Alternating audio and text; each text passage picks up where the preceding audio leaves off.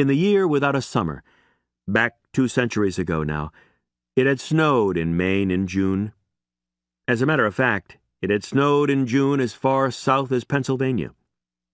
Rob Ferguson knew more about the year without a summer than he'd ever wanted to find out. The eruption of Mount Tambora, down at what had been the Dutch East Indies and was now Indonesia, touched it off. Mount Tambora had been one hellacious boom, 2.5 times as big as Krakatoa, a lifetime later, though without such a good press agent. And that hellacious boom was maybe 5% the size of the Yellowstone supervolcano eruption.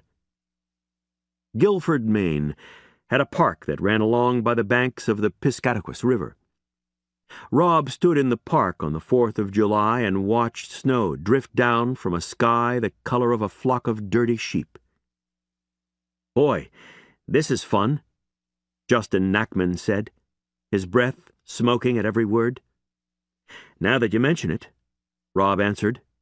"No." "We could bail out," Justin said, not for the first time. He played lead guitar and did most of the singing for Squirt Frog and the Evolving Tadpoles.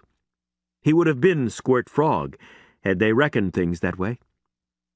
He was short and kind of chunky.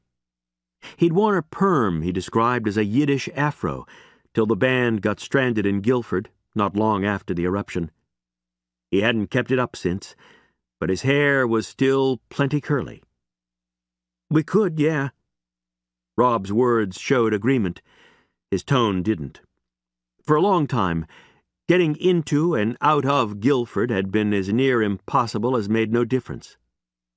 Rob had never seen, never dreamt of, so much snow in his life.